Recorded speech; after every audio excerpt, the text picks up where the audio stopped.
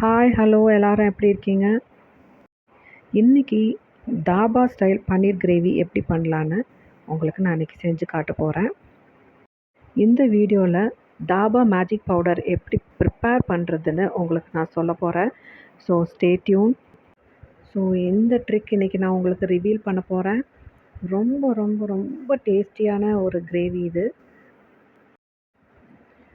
ரைஸுக்கு, ரொட்டி, சப்பாத்தி, பூரி எல்லாத்துக்கும் சரியான மேட்சுங்க. இந்த தாபா மேஜிக் பவுடரை நம்ம ஒரு பாட்டிலில் கூட சேவ் பண்ணி வச்சுக்கலாம். டக்குன்னு எடுத்து ப்ரிப்பேர் பண்ணுறதுக்கு நமக்கு ஈஸியாக இருக்கும்.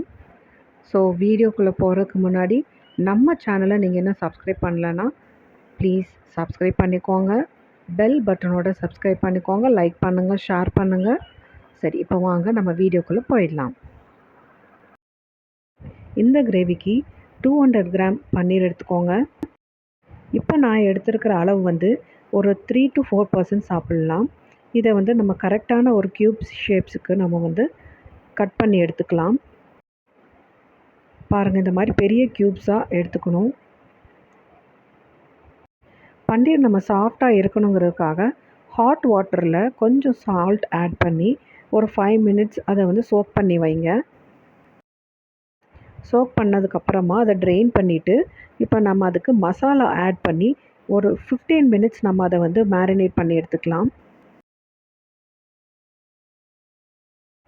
ட்ரெயின் பண்ணினதுக்கப்புறமா ஒரு பவுலில் 1/2 teaspoon red chilli powder, 1/4 teaspoon garam masala, 1/4 teaspoon salt, 1 teaspoon ginger garlic paste, 1/4 teaspoon turmeric powder, மஞ்சள் தூள், இது எல்லாத்தையும் நம்ம ஆட் பண்ணி கையிலேயே பிசைஞ்சு விட்டுக்கோங்க. இது அப்படியே ஒரு 10 to 15 மினிட்ஸ் மூடி வச்சுருங்க. அப்புறமா ஒரு கடாயில் 1 டீஸ்பூன் நெய் ஆட் பண்ணிக்கோங்க. அதில் நம்ம ஊற வச்ச பன்னீரை நல்லா ஒரு 5 நிமிஷத்துக்கு சிம்லேயே நல்லா வதக்கி விட்டுக்கோங்க. போகிற வரைக்கும் நம்ம நல்லா ஃப்ரை பண்ணி எடுத்துக்கலாம். பாருங்கள், நல்லா கலர் சேஞ்ச் ஆயிடுச்சு. இது நம்ம ஒரு தனி பிளேட்டில் எடுத்து வச்சுக்கலாம். அடுத்து மேஜிக் மசாலா எப்படி செய்கிறதுன்னு பார்க்கலாம். வேறு ஒரு கடாயில் 2 கிராம்பு, 2 ஏலக்காய், 1 இன்ச்சு பட்டை, இந்த 3ஐயும் நம்ம தனியாக முதல்ல வறுத்து எடுத்துக்கலாம். மற்ற மசாலாக்கள் போடுறதுக்கு முன்னாடி இதை நம்ம ஒரு 5 மினிட்ஸ் சிம்லேயே வச்சு வறுத்து எடுத்துக்கலாம். அப்போ தான் நம்ம மிக்சியில் போடுறப்போ சீக்கிரமாக பவுடர் ஆகும். இதை எடுத்ததுக்கப்புறமா 2 டீஸ்பூன் தனியா, 1 டீஸ்பூன் சீரகம், 1 டீஸ்பூன் சோம்பு, 1/4 டீஸ்பூன் மிளகு, இதை நல்லா வந்து சிம்லேயே வச்சு வறுத்து எடுத்துக்கோங்க. இதே ப்ரொப்போர்ஷனில் இன்னும் கொஞ்சம் நம்ம ஜாஸ்தி அமௌண்ட் போட்டு நம்ம பாட்டிலையும் சேவ் பண்ணி ஸ்டோர் பண்ணி வச்சுக்கலாம். ஃப்ரை பண்ணினதுக்கப்புறமா மிக்ஸி ஜாரில் ட்ரான்ஸ்ஃபர் பண்ணிக்கோங்க. அது ஆறுனதுக்கப்புறமா நல்லா பவுட்ரு பண்ணி எடுத்துக்கலாம். பாருங்கள், நல்லா நைஸாக பவுட்ரு ஆயிடுச்சு. இது நம்ம ஒரு பக்கமாக வச்சுட்டு 2 டீஸ்பூன் நெய் ஊற்றிக்கோங்க. நெய்க்கு பதிலாக குக்கிங் ஆயில் கூட யூஸ் பண்ணிக்கலாம். கீ மெல்ட் ஆனதுக்கப்புறமா 2 பிரிஞ்சி இலை போட்டுக்கோங்க. ஒரு சின்ன சைஸ் பட்டை, 2 கிராம்பு, 2 மிடில் சைஸ் வெங்காயம் நல்லா பொடுசாக அரிஞ்சு எடுத்துக்கோங்க. இதை ஆட் பண்ணதுக்கப்புறமா ஒரு பிஞ்ச் சால்ட் ஆட் பண்ணிக்கோங்க. சீக்கிரமாக வதங்கிடும்.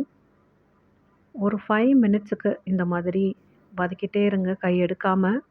கோல்டன் ப்ரௌன் கலரில் வர வரைக்கும், இந்த மாதிரி வர வரைக்கும் நம்ம வதக்கிக்கலாம். அதுக்கப்புறமா 1/2 குடமிளகா ஆட் பண்ணியிருக்கேன். அதுக்கப்புறமா 2 மிடில் சைஸ் தக்காளி ஆட் பண்ணியிருக்கேன். நான் மிக்சியில் போட்டு ஆட் பண்ணியிருக்கேன். நீங்கள் வேணால் நறுக்கி கூட ஆட் பண்ணிக்கலாம். அதுக்கப்புறமா 1 டீஸ்பூன் வரமிளகாத்தூள், ரெட் சில்லி பவுடர் ஆட் பண்ணியிருக்கேன். இதை வந்து எண்ணெய் பிரிஞ்சு வர வரைக்கும் நம்ம வதக்கிக்கலாம். அதுக்கப்புறமா நம்ம மேஜிக் பவுடரையும் ஆட் பண்ணிவிட்டு எண்ணெய் பிரிஞ்சு வர வரைக்கும் நம்ம இந்த மாதிரி மிக்ஸ் பண்ணிகிட்டே இருக்கணும். அதுக்கப்புறமா 1/2 கப் கடைஞ்ச தயிர் ஆட் பண்ணிக்கோங்க. எண்ணெய் பிரிஞ்சு வந்ததுக்கப்புறமா ஒரு 1/2 கப் அளவுக்கு தண்ணி ஆட் பண்ணிக்கோங்க. தேவையான அளவு உப்பு ஆட் பண்ணினதுக்கப்புறமா ஒரு மூடி போட்டு 5 நிமிஷத்துக்கு சிம்லேயே வச்சுருங்க. அதுக்கப்புறமா நம்ம ஃப்ரை பண்ணி வச்சுருக்கிற பன்னீரையும் ஆட் பண்ணி நல்லா மிக்ஸ் பண்ணி விடணும்.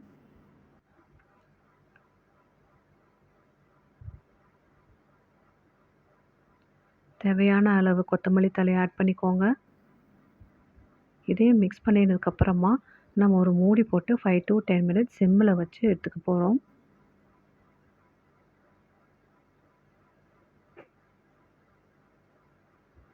நல்லா எண்ணெய் பிரிஞ்சு வரணும்.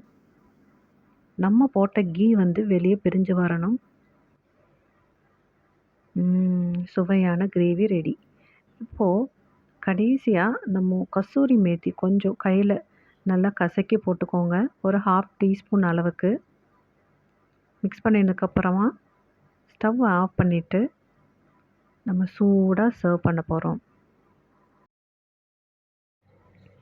இந்த கிரேவி முக்கியமாக நானுக்கு ரொம்ப ரொம்ப பர்ஃபெக்ட் மேட்ச்.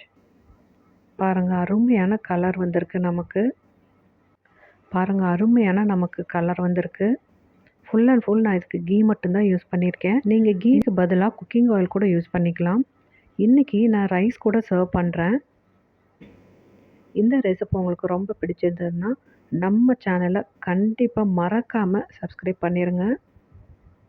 லைக் பண்ணுங்கள், உங்கள் ஃப்ரெண்ட்ஸுக்கு ஷேர் பண்ணுங்கள். ஸோ இந்த ரெசிபி உங்களுக்கு ரொம்ப பிடிச்சிருக்கும்னு நினைக்கிறேன். முக்கியமாக தாபா ஸ்டைல் மேஜிக் பவுடர் எப்படி ப்ரிப்பேர் பண்ணணும் அப்படின்ட்டு இந்த வீடியோவில் உங்களுக்கு நான் ரிவீல் பண்ணியிருக்கேன். So bye, see you, take care and thank you for watching.